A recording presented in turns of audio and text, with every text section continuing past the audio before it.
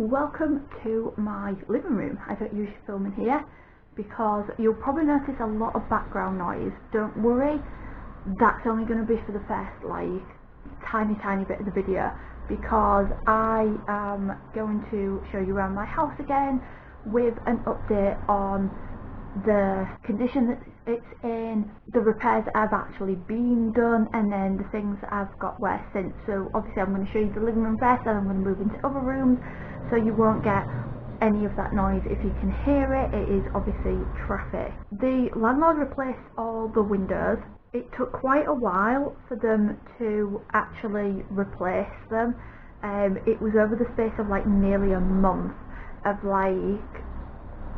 good few days of being here. I had to put the cat in cattery for the first 3 days while they actually replaced the physical windows themselves, and then after that he came back and sort of finished off because there were lots of holes and things, because the house, I'm guessing, has kind of moved over the years and the windows just weren't lined up well with the house, so there was lots and lots of gaps and things that he has had to fill in. But the living room first, the problems with this was that there was some damp. Damp hasn't gone. Nothing has been done to fix the damp. So let me show you. So this is the damp. This is an electrical cupboard, which obviously is very, very dangerous. If there's more damp coming in, which obviously it's peeled all of this off. It's a bit of a mess, and the damp there, so that's been left. This is a new window, but as you can see, it hasn't actually finished off. It's just kind of plastered over, but there is still some cracks and things like that that's been kind of left behind.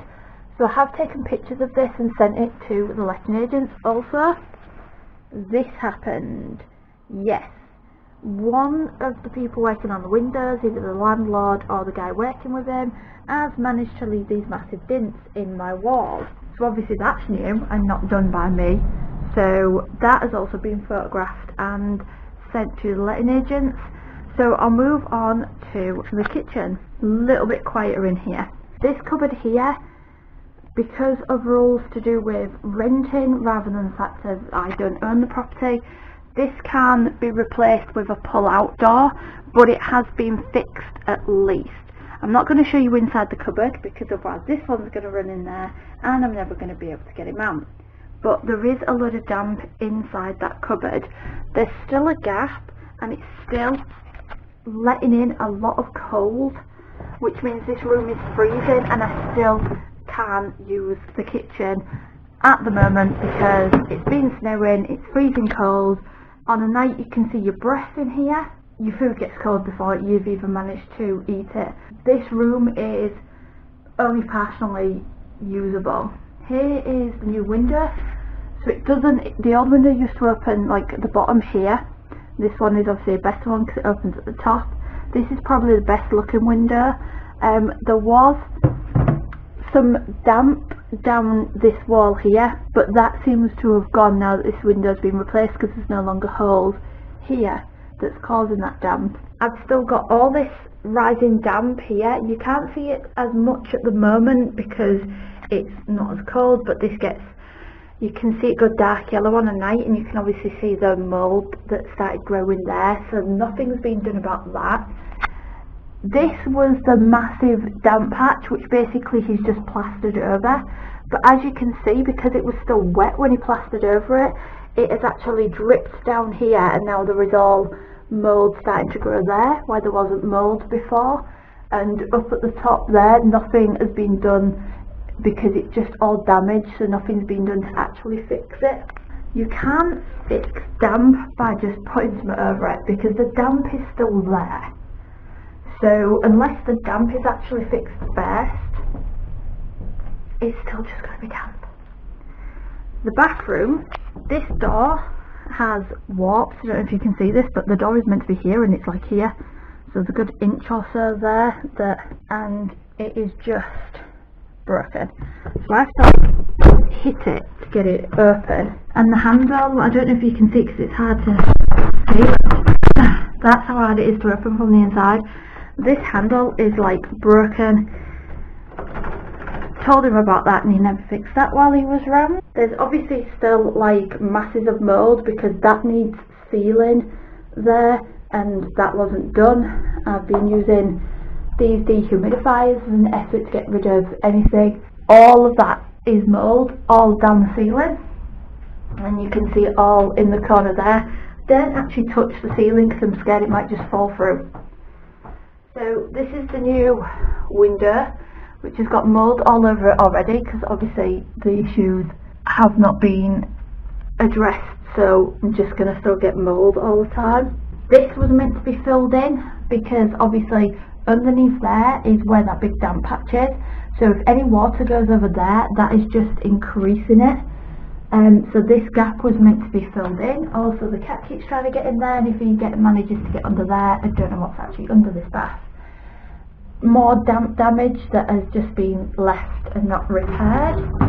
If you've watched the last video you'll know there was a big huge gap here which is filled in with some sealing but it's cracking already and that was only done like what, a month ago maybe, and as you can see all the mould and then you can see all that crack in there he's not done anything about. So all these tiles really actually need replacing. Aaron cleaned this bathroom like top to door after that window was put in to get rid of the mould. So since then, which has been about a month ago, those tiles were all cleaned as much as possible with like mould and mildew cleaner, and all this wall was cleaned as well. Everywhere was cleaned with mould killer and it's just coming back constantly. So it looks like we're going to have to clean it like once a month. It's just going to cost a fortune in mould cleaning products. So this is like what we consider the third bedroom / the cat's room at the minute. I'm in the process of kind of tidying for all this in the hopes of turning it into an office so that I can go self-employed. But this room was kind of like the worst for getting mould in it, so I couldn't put anything along this back wall. I had to take everything from this back wall before. You can see like, I don't know if you can see, that is just like staining from mould when there was mould on the wall. But this window obviously has been replaced. There's still a ton of mould around it, so I'm going to clean that again. And I keep getting condensation on this window, wiping this window down as much as possible every single morning, which is an annoying task.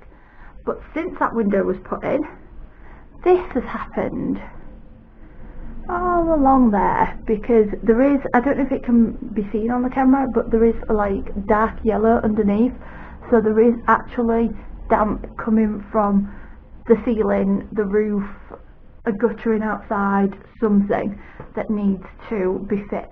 So that all needs to be cleaned with mould cleaner as well. Don't know if the radiator in here works, haven't tested it yet. This door doesn't close at all. I'm not going to show you it. I mean, the state of this, it's just disgusting. This is from the previous tenants, but this door doesn't close at all, which is obviously a fire safety issue. If there was a fire and you need to get out, but you obviously can't get out because the window's too small to get through, a fire door will give you, I think it's up to 30 minutes. Obviously it's not going to take 30 minutes for fire engine and firefighters to get to you. So that 30 minutes of, you know, you being in the room, you can close the door, but that gives 30 minutes for the firefighters to get to your property, take out the window and remove you safely from the property. If a door doesn't close and doesn't stay closed, then it's obviously not a fire door anyway. So I don't know what the regulations are on whether a landlord has to have fire doors in a property, but it should be a thing because that can save lives. Now, I do my bedroom because it's the easiest, because this is the room with the least amount of issues overall. The window obviously had like a gap in it, and the gap was like here, but since obviously it's been replaced, it's a brand new window, it's double glazed, it's fine. It's still ridiculously cold in this room at night. This window doesn't seem to block out any heat. This radiator doesn't work, and I'm not going to put it on because you won't be able to hear me because it makes that much noise. It has actually woken me up at 2 o'clock in the morning the other day because it makes that much noise.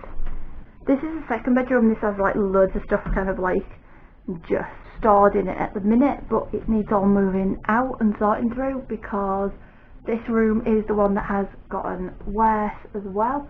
That was damaged last year, I believe, from rain damage when some tiles had moved and it was dripping through and it caused a big damp patch, and obviously hasn't been fixed.